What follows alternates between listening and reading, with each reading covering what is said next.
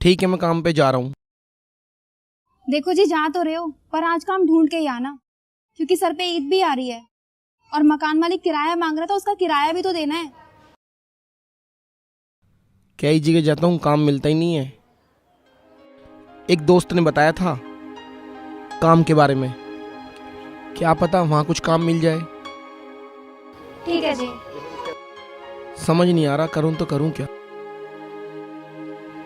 वैसे ही सर पे ईद है। इसीलिए मैं आपको बोल रही हूँ। ठीक है, मैं जा रहा हूँ। मैं कुछ व्यवस्था देखता हूँ, तू परेशान मत हो।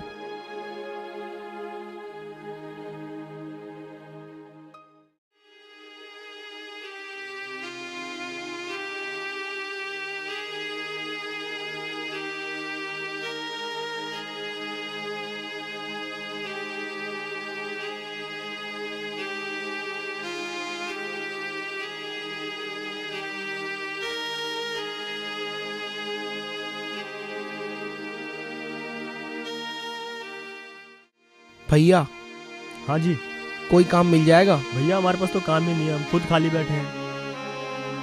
भैया कोई काम मिल जाता तो अच्छा रहता। भैया कोई काम नहीं है।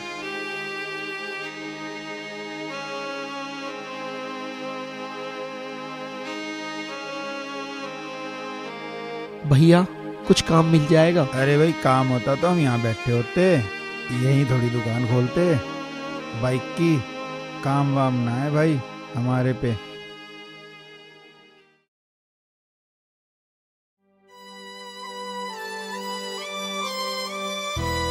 पापा मेरी ईद के कपड़े नहीं लाए थे। बहुत हो गया, आज मैं पहले इनसे ही निमट के रहूंगी। अरे सर पे ईद आ रही है, मेरे ना सही कम से कम इस बच्ची के तो कपड़े ला देते। हद होती है किसी चीज की।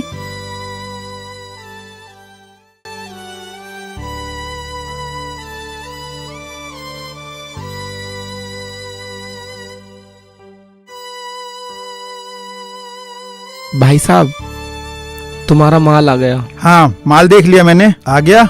जा। वो मेरे को पैसे दे देते साहब। पैसे? तेरे को मैंने बोला पैसे देंगे मुनीम जी, और वो आएंगे 3 दिन बाद। बता जब। साहब वैसे भी ईद का वो है।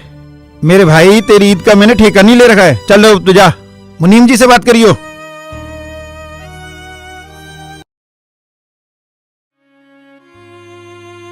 पापा, हाँ बेटा। मुझे अम्मी के जाने के बाद उनकी बहुत याद आती है। बेटा, तेरी अम्मी की याद तो मुझे भी बहुत आती है। अब क्या किया जाए, मरने वाले के साथ मरा तो नहीं जाता,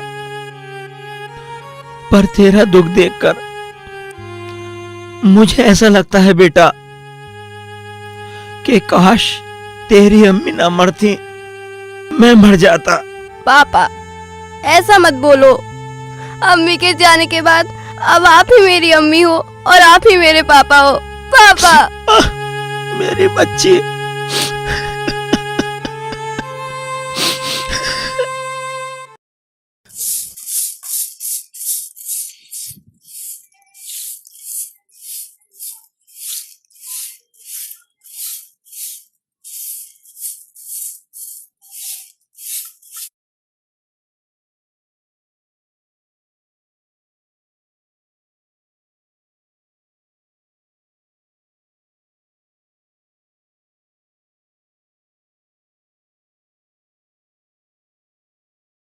अम्मी अब क्यों चली गई मुझे छोड़ के?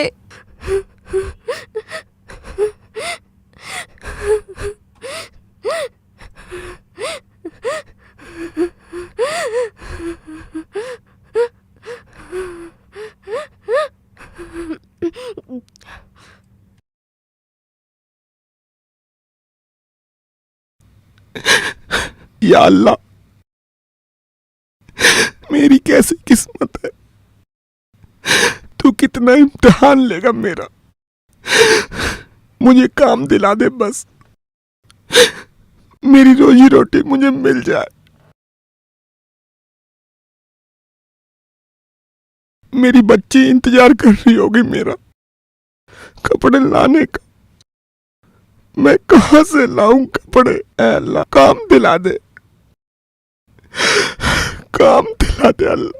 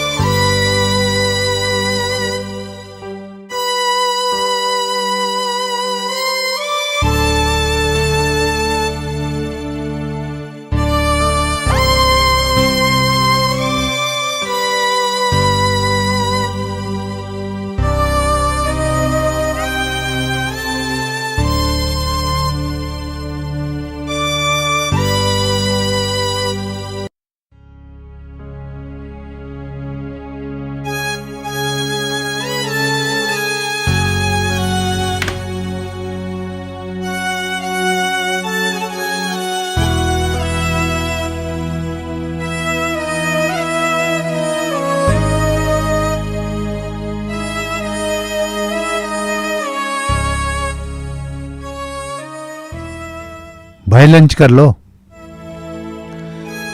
ठीक है भाई, तुम कर लो, मैं कर लूंगा।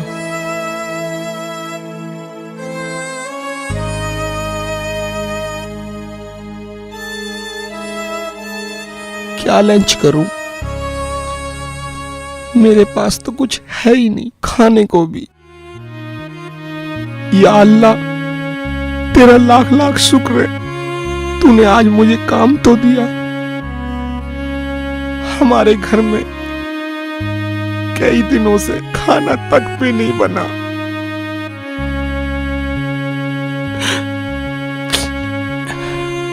एक काम करता हूं, बस थोड़ा सा पानी मिल जाए, पानी पीकर ही गुजारा कर लूंगा।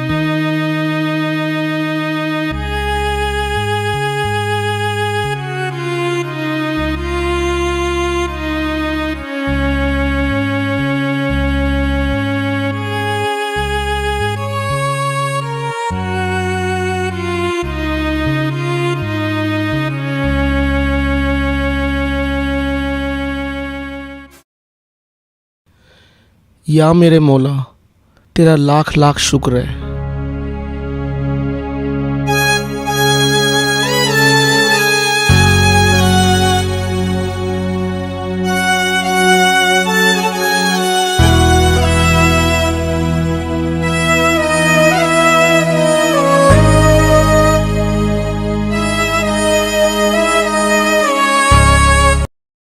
भैया,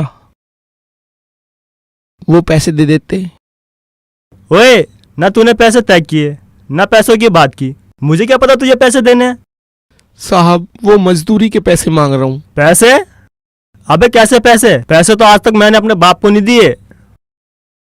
साहब, मेरी मजबूरी है साहब, ऐसा मत करो। सुन भैये, अगर तुझे मेरे हाथ से ना पिटना हो ना तो निकल जा पतली गली पकड़ के यहाँ से, चल। साहब,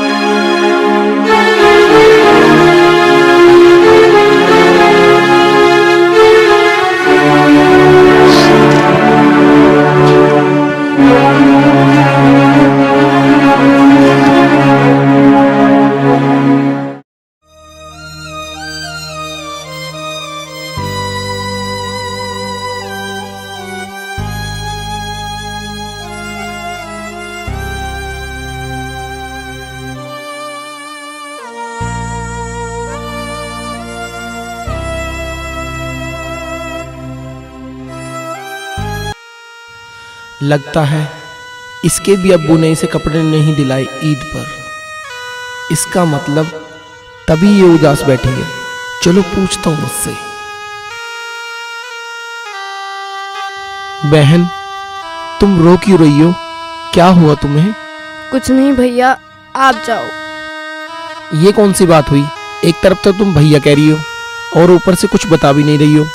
नहीं, वो बात नहीं है भैया। तो फिर कौन सी बात है?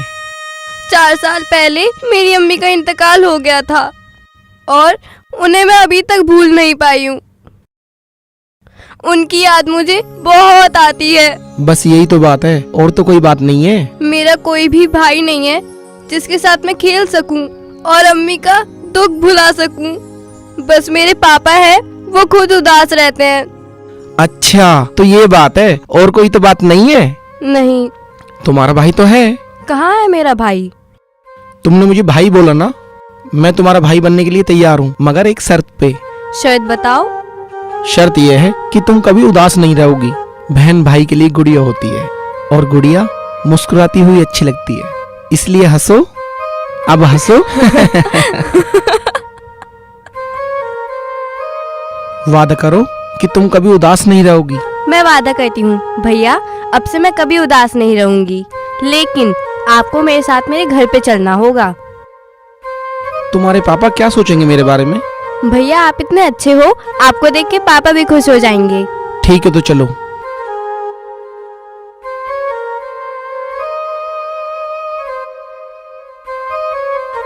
आओ भैया।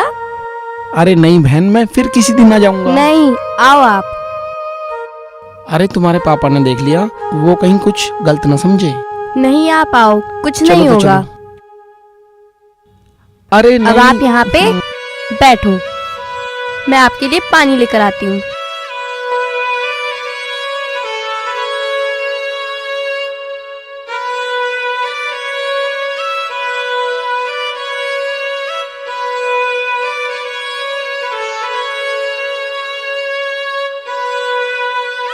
मैं आपके खाने के लिए कुछ लेकर आती हूँ। अरे नहीं। हाँ।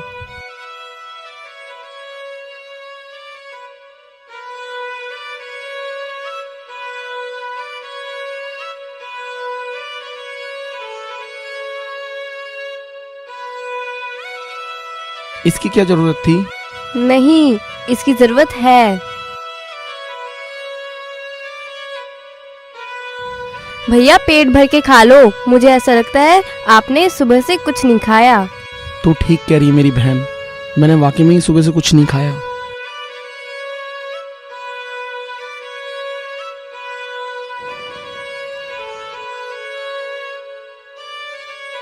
लो तुम भी खाओ मेरी बहन। मुस्कुराती रहना, कभी उदास मत होना, ठीक है? ठीक है। बेटा ये कौन है? पापा, ये मेरे भैया हैं। वो सर, मुझे आप गलत मत समझना, मैंने तो ऐसे ही बोल दिया था। बेटे मुझे पूरी जिंदगी का तजर्बा है और मेरा तजर्बा ये कहता है कि तुम गलत नहीं हो। तुम्हें पाकर मेरी बेटी बरसों बाद मुस्कुराई है। क्या काम करते हो? अभी तो कुछ नहीं करता सर, बस काम की तलाश में हूँ, जैसे ही कोई काम मिल जाएगा वैसे कर लूंगा। अच्छा, कहाँ रहते हो? ये कुटी पे जो मंदिर है उसके पीछे। कुटी के पीछे मंदिर? अच्छा ठीक है, समझ गया। तो बेटे वादा करो कि तुम यहाँ आते जाते रहोगे। मैं वादा करता हूँ, मैं यहाँ आता जाता रहूंगा और इसके बगैर तो मेरा दिल भी नहीं लगेगा। अच्छा शाबाश। बहुत प्यारी है ये गुड़िया तुम्हारी। अच्छा, सलाम अलैकुम। वालेकुम सलाम। जाओ। खुदा हाफिज भैया। खुदा हाफिज। खुदा हाफिज। खुदा हाफिज।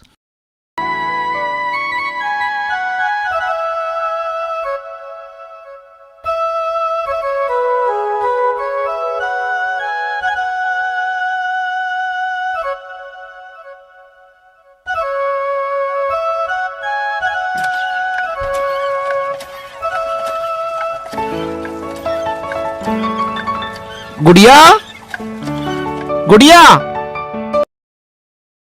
आ गए आप? फिर मुंह उठाकर चले आए ना? अरे मैं जानती थी तुम्हारा काम कहीं लग ही नहीं सकता। बनी है कि कल सर पे ईद आ रही है और इस बच्ची के अरमान मार रहे हो तुम। या खुदा, मैंने किस मनोज घड़ी में इनसे निकाह किया था। तूने कह लिया ना, तुझे पता है मेरे साथ क्या हुआ? क्या हुआ जी? तुम्हारी आंखों में आंसू? मैं हर जगह गया पर मुझे कहीं काम नहीं मिला, सबने मना कर दिया।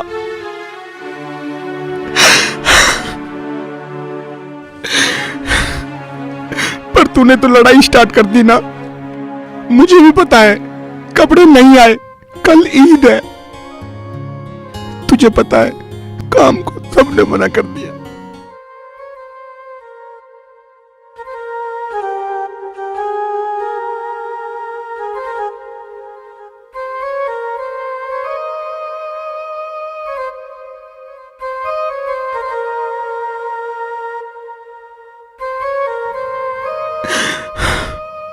तूने सही कहा है कि मैं तेरे काबिल नहीं हूं।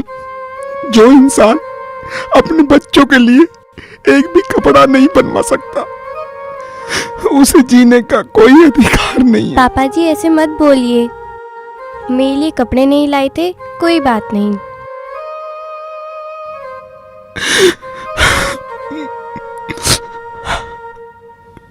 कोई बात नहीं जी, अल्लाह ने हमारे नसीब में यही लिखा है।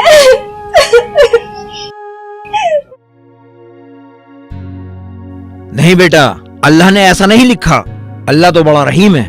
उसने तो ये लिखा है कि तुमने मेरी बेटी को अपनी बहन माना है ना, उस लिहाज से अब तुम मेरे बेटे हो गए और मेरा बेटा और मेरी बहू नहीं रहेंगे, बल्कि मेरे साथ रहेंगे, मेरे घर पे रहेंगे। क्यों बेटा?